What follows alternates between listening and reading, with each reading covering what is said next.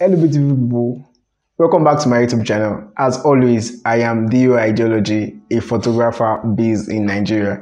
If you are new to my channel, please kindly subscribe. I'm trying to get this channel to 500 subscribers. It will mean a lot to me if you actually press the subscribe button. So today we'll be talking about global dodge and burn. What is global dodge and burn? It's simply you just bringing back the shape of the face after doing your frequency separation and your micro dodge and burn. Yeah, I know when you use frequency separation, you tend to distort the face at least to some extent, and if you use micro dodge and burn also, you actually tend to distort the face to some extent. So global dodge and burn just brings back the shape of the face. What we'll be doing, we'll be burning those shadow parts, and you will be dodging those highlights part. So I know it sounds a lot, so let's just go to Photoshop and explain this phenomenon and see what we can do.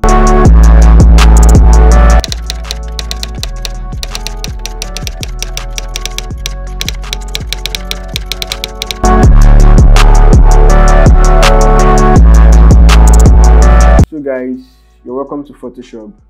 So the first thing I did was to color correct using Capture One. So I have this Capture One video I did earlier. You can watch to the end of this video. You will see a link to the video there. Just click on it, and let me just show you my Capture One workflow where I did the Capture One before we go ahead.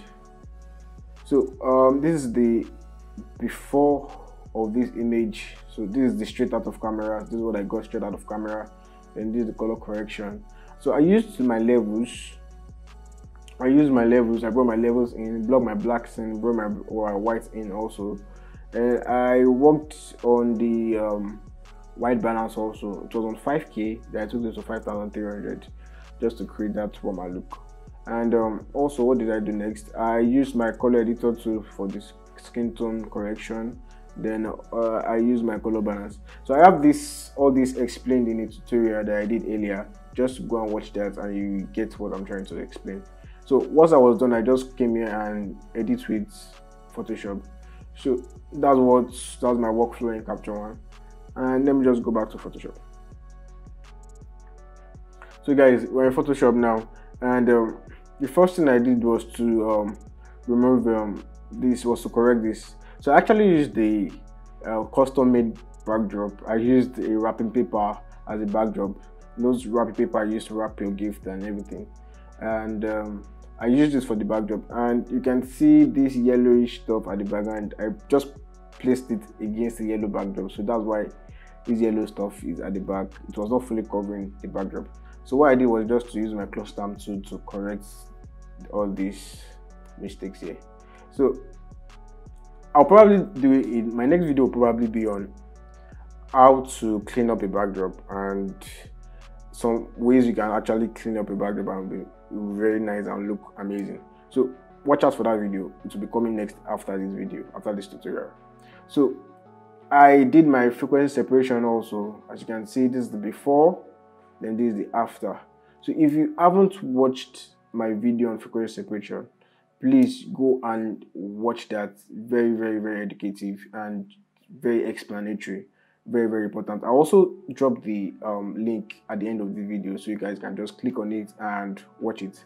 So I did my color grade there, but I won't be showing you guys this until after I'm done with the dodge and burn. So today I'll be teaching you two methods you can use for your dodge and burn. I mean the global dodge and burn. There are two types of dodge and burn actually. There's the micro and the global. So we're talking about the global dodge and burn now. So is it that you use the levels? I'll be showing you how you can use the levels, and I'll be showing you how you can use the curves. So we'll start with the curves first. So the first thing you do is to come here, your adjustment layer, then click on curves. So I would like this to be under here. Oh, sorry, that's a mistake. So I would like this to be here, just below this my color grid. Then I want to raise this up.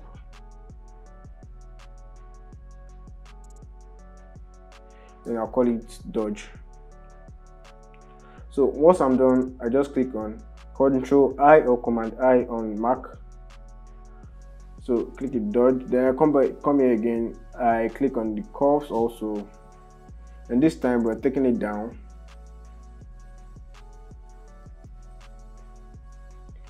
And I say burn. Same thing you did there also. Ctrl I to invert your layer. Then I'll just group this and Ctrl G to group. You can just simply drag here to this place. It's a group for you. And I'll just say dodge global dodge and bone, global dodge and bone. Thank you. So now what you want to do next is to select your brush and make sure that rule number one, make sure that your frequency separation layer is off while doing this. It just helps you know the exact way the face was before you did your frequency separation. So what I do is to create a black and white layer. Come here, black and white layer. This helps you know where to burn and know where to dodge. Obviously we are dodging the light parts and we are burning the darker parts. So I'll just reduce my reds a little bit until I can see those variations between the highlight and the shadows on the face. So remember, we're burning the shadows and we're dodging the highlights. So this to open your glow, let me just name this to check layer. You just help me check layer. So once I'm done, I come to my layer here, my brush settings. Make sure you are selected to the soft round brush. Make sure your hardness is on 0. And for my opacity, I leave it at 100, and my flow I use something low as 4 or 5. Let me just say 5, because I just want it to be a little bit. I don't want it to be too much while brushing. Okay, 5. Let me just do 5. Sorry, 5. So remember, make sure this is on white. Remember, white reveals and black hides. I covered this in my first YouTube video on how basic tools in Photoshop. If you haven't seen that, don't mind me, I'm always referring back to my old videos.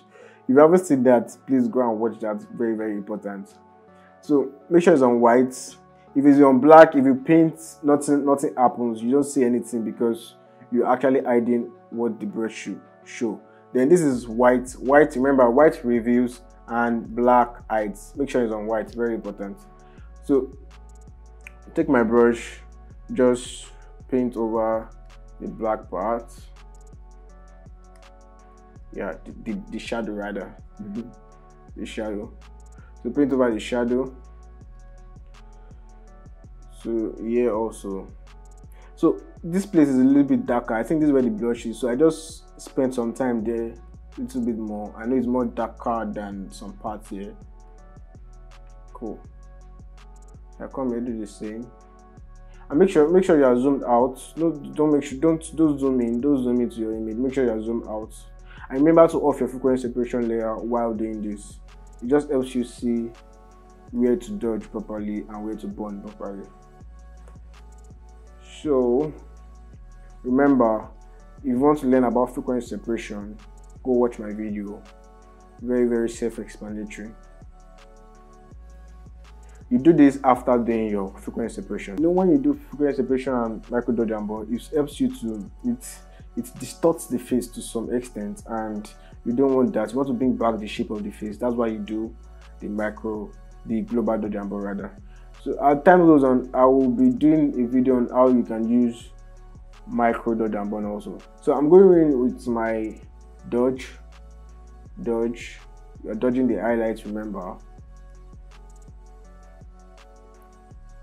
Basically, on any average female face, on any makeup, you know the forehead is usually highlighted, the chin and this part of the face are usually highlighted too.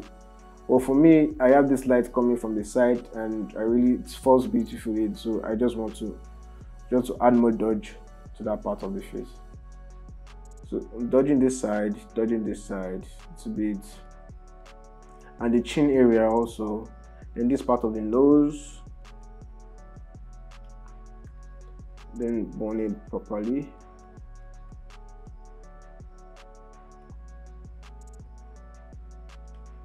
This is the before after. So we're getting there.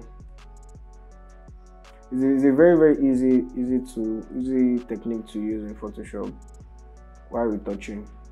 So this part of the neck also very important. Very, very important. So this is one of the technique. The other technique, you use levels. So I want you guys, once I'm done, you guys will be able to know the difference, and just comment the one you find very okay and you really love. I prefer using the curves though. I prefer using the curves. The levels, it's a little bit. Well, we'll look at it together though. When I'm done with this, I'll just group it and we compare the two techniques together. So remember to burn the shadow part and dodge the highlights. Very, very important. This is burn. We're currently burning. And remember to zoom out. Don't zoom in. So you want to see the shape of the face very well. About to zoom out. Don't zoom in. Burning. They are dodging now. See before after. Okay, cool. I'm really pleased with what I did now. I think let me just add more touch to the side. Cool. This is the before, and this is the after. And once I'm done, I can just off black and white layer, then put on my dodge and burn back. As you can see, it's a little bit too much. So all you just do is to reduce your opacity. Reduce the opacity a little bit. Say 49. 49 is cool. As you can see, this is the before my dodge and burn, and this is the after. So this one method of, as you can see, it didn't take me how many minutes to finish it. So before, after. So now I'll just hide this layer and just try the second part, the second technique you can use for global dodge and burn. So what you want to do is to come here, come to levels, rename this to, sorry, name those IDs, rename this to dodge, and change the blend mode to screen. Cool. Then same thing you did, Control I, then come here again, go to levels, then change the blend mode to multiply. Where is multiply? Yeah, up here, multiply. Then change it to burn, then make sure you invert it by pressing Ctrl I. Cool. Then come here, group them by pressing Ctrl G. Let me just name it global dodge and burn levels. So this is one way of doing dodge and burn, also global dodge and burn, using levels. So let me just on my check layer, which is my black and white layer that we created earlier, and like I said earlier, make sure you off your frequency separation while doing this. You can on it, but I just prefer to off it because I want to see the shape of the face. Then same thing you did, burn. Remember, make sure this part is on white. Then just burn,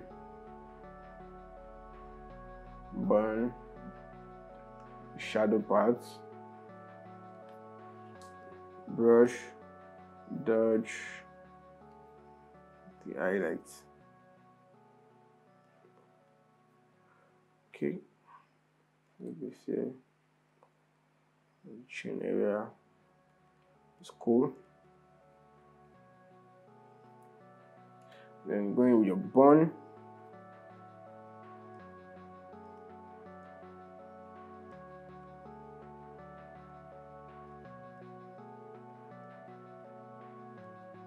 So there's another thing you will do after this. I'll be showing you once I'm done. I'll just fast forward this part of this video.